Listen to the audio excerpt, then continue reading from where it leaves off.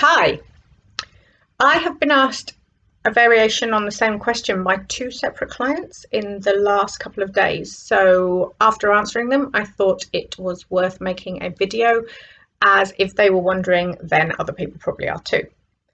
So the question was, why does progress seem so much faster at the start of a health and fitness or a fat loss journey than further along the line? For example, why do the first few pounds seem to come off quicker than the last few pounds? Or why do you seem like you have bigger jumps in strength or fitness at the beginning rather than further down the line? So the answer is what trainers would call newbie gains. What that means is when you go from doing nothing to doing something, you get a more dramatic result than further down the line when you're already a dieted and trained individual. Also, this can apply to people who think they're doing something but are actually doing something so ineffective they may as well be doing nothing. So for example, if you were doing exercise before but you weren't really following a plan, or you weren't following something that was effective, and you start working with a trainer and suddenly you start getting the result that you feel like you haven't got for years, it's the same principle. Or likewise with diet, you might have thought that you were doing something effective and actually you weren't, and you start working with someone who understands nutrition and all of a sudden things start working. So let's go through some examples. So let's say you were previously overeating by 500 calories a day and you didn't know, either because you overestimated your activity, you underestimated what you were eating, you simply didn't care, or you thought you were tracking it correctly but actually you weren't. And you start working with someone who gives you a nutrition plan that's got the correct targets, and you start following it accurately, and all of a sudden you've gone from overeating 500 calories a day to, let's say, you're in a deficit, you're under what you need by 500 calories a day. So you start losing fat because it's effective, you'll start losing weight. After a while, your body will weigh less, and so that deficit will be cancelled out and your fat loss will slow down. At this point, if you didn't know what you were doing, you might just say, oh, I'll take more calories out, but actually that may not be the appropriate response, because you can't cut calories forever, otherwise you'll die.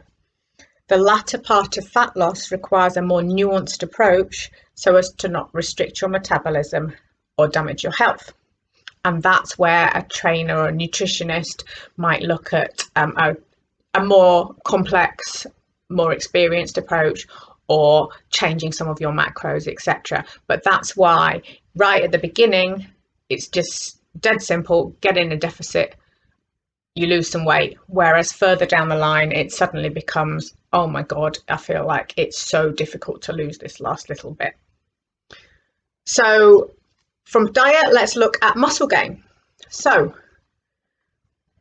unfortunately, muscle is a lot harder to put on than fat is to lose. Studies in college age men, who are basically the most anabolic, the most full of testosterone of any gender and age group, show that it was on average you put on muscle about 4 times slower than you lose fat.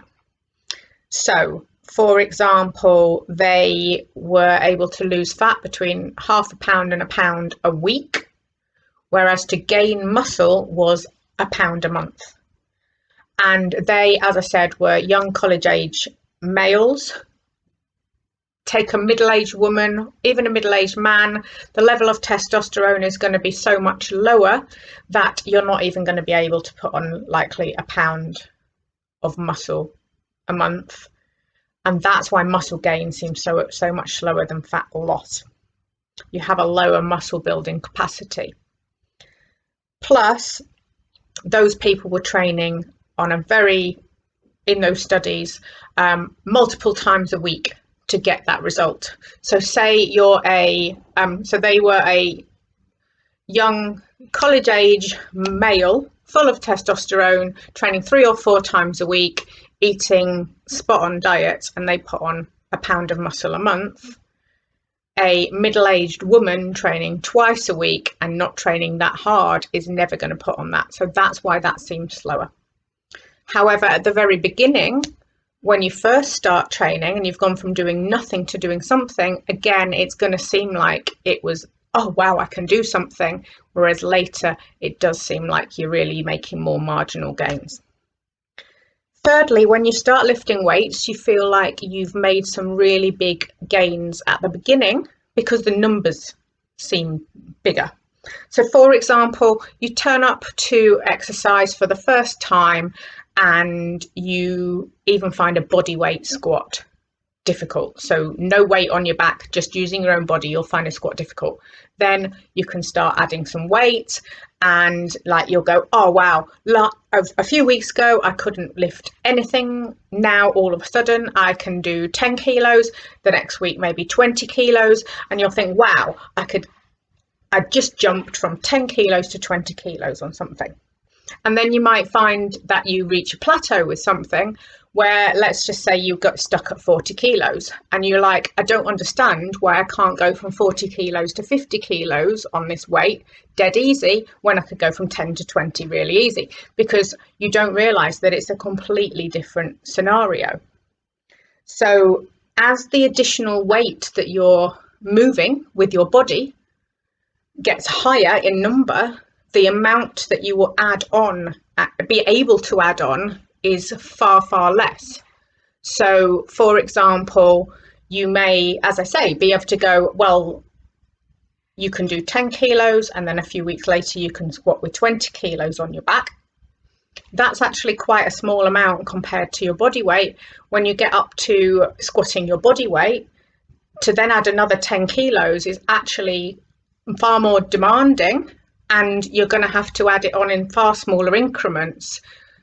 But if your understanding was, oh, I can just add on 10 kilos and 10 kilos, then your expectation will be that it would be easier than it was. But obviously you can't just add on large amounts of weight constantly, because everyone has their own natural ceiling of what's their ability. So the jump, as you get to dealing with higher weights, is much harder to achieve. The heavier the weight, the slower you seem to be progressing. But actually, it's not that you have slowed in progress, it's that you're working nearer your actual capacity.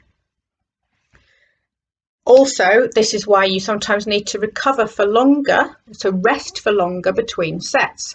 So when you first start in a gym, or you first start with a home workout and your trainer gives you something to do, you may feel like you're working hard, but relative to your capacity, it's not that hard. So you can superset or you can have hardly any rest.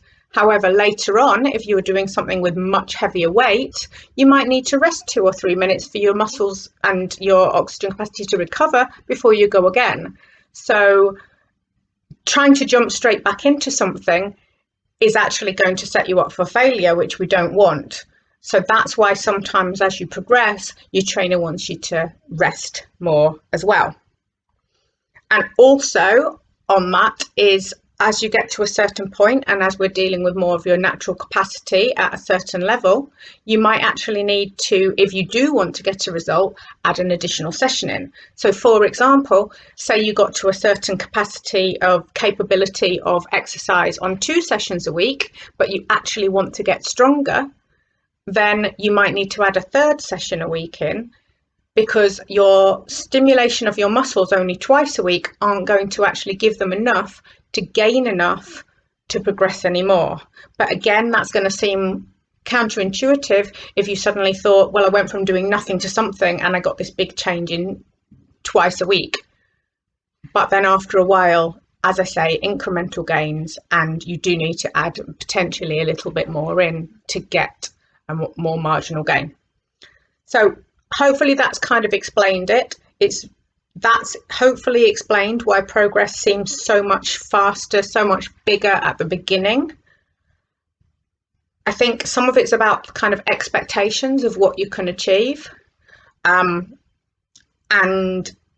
some of it's about understanding that once you've got to a particular goal, Consistency is absolutely the key to making the continued progress, and that your gains, although they're marginal, you're chipping away,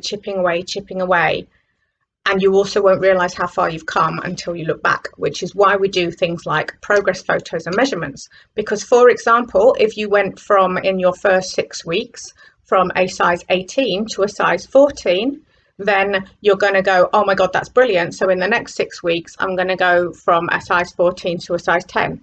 And if you don't do that, you're going to be disappointed. But actually, you will still be doing amazingly. And if you look at your photos, all of a sudden you'll go, oh my God, that's amazing.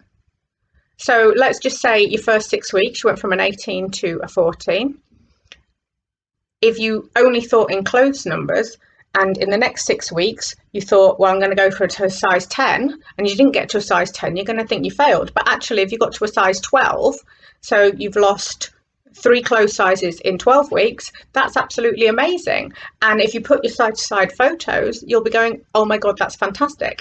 And it's about having a realistic goal as to what you can achieve in a particular time period, but also understanding that as the time periods go on, then you will feel like progress is slower or progress is harder to come by, but that's just the nature of it. So I'll shut up talking now. Hopefully that's explained newbie gains to you, and hopefully that gives you some understanding of what you could expect on a journey of health, fitness, nutrition, fat loss, etc. Of course, goes without saying, but I'll say it anyway. If you need any help with anything, if you feel like you are struggling either to get started, or you've come to a point where you feel like you're on a plateau and you need help with any of it, then please just drop me a message and we can see if you'll be suitable to work together. And hopefully we can overcome any kind of hurdle that you have that's stopping you progressing. Just drop me a message, and probably should have scripted this bit because I've run out of things to say now, so I'll just shut up. All right, bye.